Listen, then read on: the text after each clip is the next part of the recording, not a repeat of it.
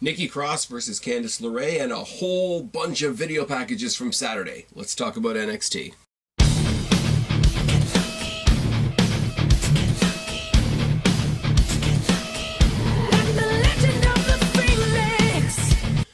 What's going on, everybody? It's your buddy, it's your pal Spaz, finished the YWC Reality Check here with your November 21st, 2018 NXT review, post-War Game review, which means we're live at the Staples Center in Los Angeles. It also means that we're going to get one or two matches and a whole lot of video packages, but as usual, I'm going to do the house cleaning first. Want to send a quick shout out to Mizark10, who won the pay-per-view pick'em for both TakeOver WarGames and Survivor Series, which brings his total for the year up to 8. Mizark10 is officially destroying the rest of us, and it brings his gigantic feud with my fellow co-host Black Hat Feline to 8-2. I'm sure they both love me for mentioning that. This coming Sunday, I'm going to be there.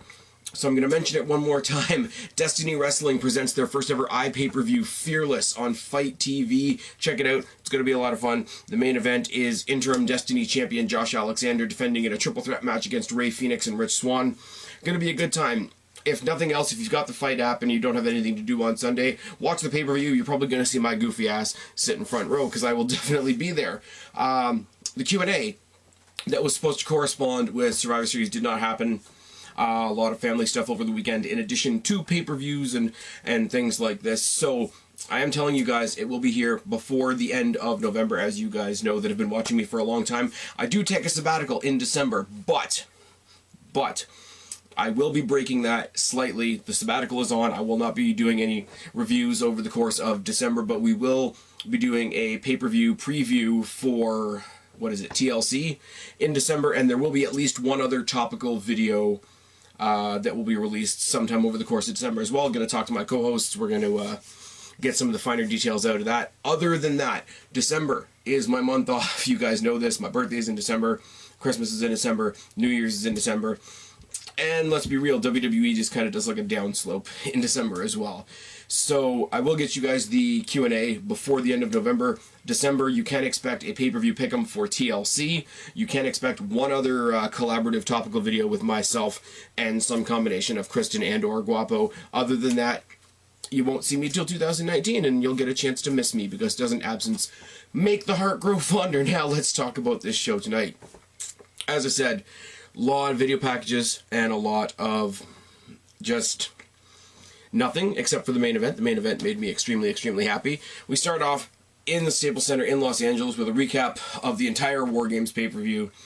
We go to Keith Lee versus Fidel Bravo, who's basically a midget, taking on gigantic Keith Lee. Now, if we didn't get, you know, Rey Mysterio facing a team with Braun Strowman on it at Survivor Series, if we didn't get, I don't know, The Big Show making Drake Maverick piss his pants on pay-per-view, if we didn't get Enzo Amore, my boy, the wrongfully dismissed Aaron Arndt, trying to crash Survivor Series, we got Keith Lee versus what looks like a midget Ron Jeremy.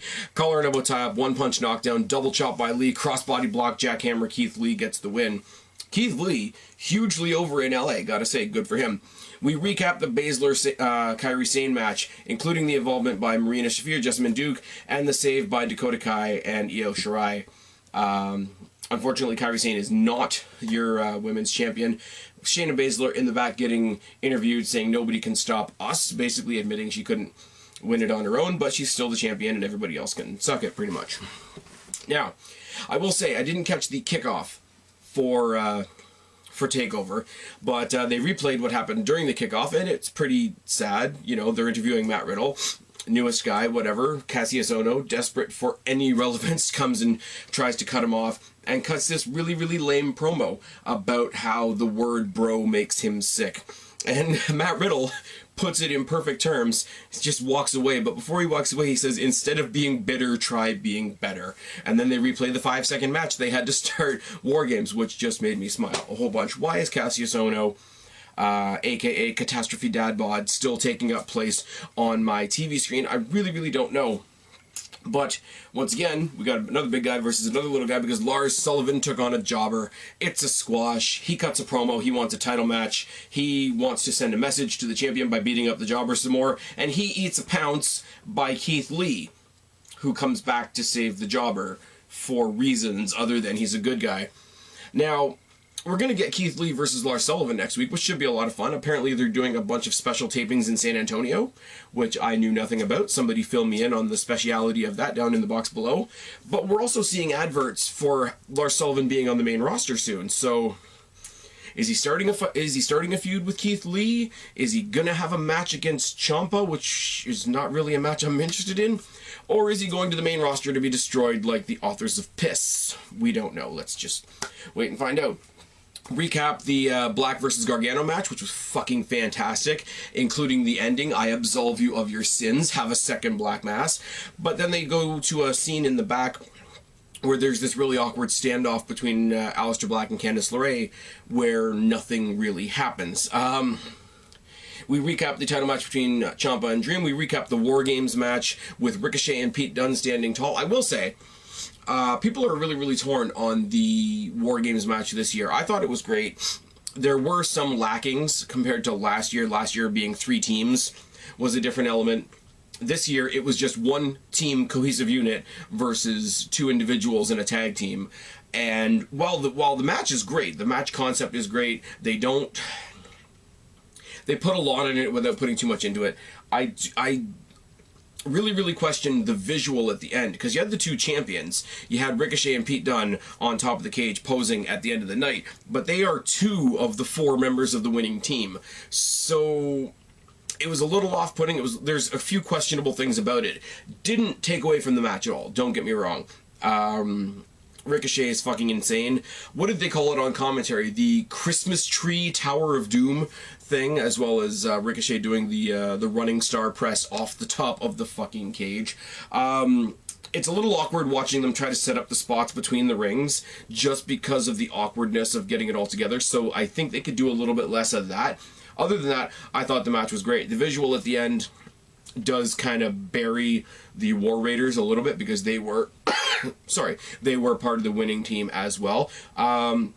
There was no promos after this. There was no promos after the Ciampa versus Dream recap. There was no promos after the WarGames match recap, which typically, you know, you would hear from the winning teams of that. But, you know, it is what it is. We did have the main event, however, and this, I'm sorry, I know it was leaked. Triple H, in his business meeting or whatever he said, wanted a 4-match card so that we could give lots and lots of time to Sane and Baszler. I get it. So that we could give lots and lots of time to the WarGames match itself because of the way that match is laid out. I get it, but I'm sorry, this match that we saw tonight, in very confined terms, should have been on the pay-per-view, because it would have given more time for them to tell a story, etc. Of course, I'm talking about NXT's Twisted Sister Nikki Cross taking on Mrs. Gargano, aka Candice LeRae. We all know the story involved in this. The whole Aleister Black, who attacked Aleister Black, Nikki's got a secret, I'll never tell. And then eventually ratting out Johnny Gargano, Candice LeRae being upset, etc. Candice LeRae is slowly turning heel because that's what everybody in WWE is doing right now. And we get going.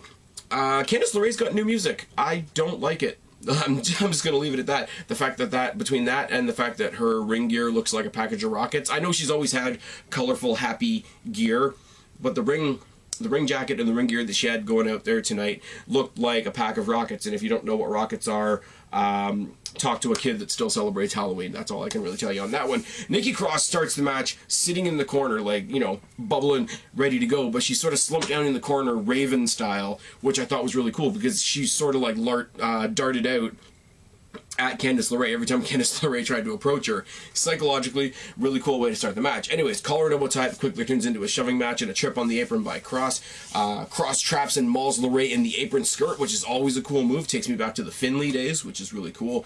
Kick to the face by LeRae, a springboard knee to the outside, drop kick by LeRae, side suplex by Cross, corner splash by Cross, rolling blockbuster by LeRae, snapmare and a senton by LeRae, followed by the kill switch, which is cool. I think it's funny that even though Kristen himself turned that move from the unprettier to the kill switch. They still refer to it as the unprettier on commentary. I'm not going to do that. Candice LeRae hit the kill switch. It's all good. Nikki Cross hits the purge, and everybody freaks out when Candice LeRae breaks out, including Cross herself. Second rope back suplex by LeRae. Very, very, very nice. Forearms and chops by LeRae. Indian Deathlock into a curb stomp combination by LeRae was really, really nice. Had her in the Indian Deathlock, grabbed the up part of her upper torso and just blasted her down. Almost Seth Rollins style, but not quite, just because of the positioning of it. Candice LeRae locked in the Gargano escape, but a quick hangman by Cross and a suspension neckbreaker gets the win for Cross. Candice LeRae did some really cool shit in this match. I'm a fan of Candice LeRae, but I'm sorry, you know I'm going with Nikki Cross in this match. My girl got the win. Her opponent got to look really, really awesome in the process. I'm really bummed that this wasn't part of the pay-per-view, because I think it only got like 10 minutes. I'd like to think it would have gotten at least 15 on the pay-per-view, but that's really all I can say. We had 2 squash matches, and the 2 guys that won those 2 squash matches are going to fight each other next week. So at least they were squash matches with purpose. WWE, always great at the video packages. We always say that. I'm not going to lie. I skipped through a couple of them because I don't need a recap of the pay-per-view. I watched the pay-per-view. But the after-match interviews and all those sort of things, and see where we're going forward. And like I say, the Keith Lee, Lars Sullivan thing is just confusing to me, because I don't know what they're doing with Lars Sullivan. He's going to be the 3rd member of Ascension by this time next year, and that's really, really sad. Anyways, I've been Spaz, your YWC reality check. Subscribe up there, talk down there, start a conversation. Keep all these conversations going. Don't be a stranger. I will talk to each and every last one of you later, but for right now, I am tagging out. Bye, guys.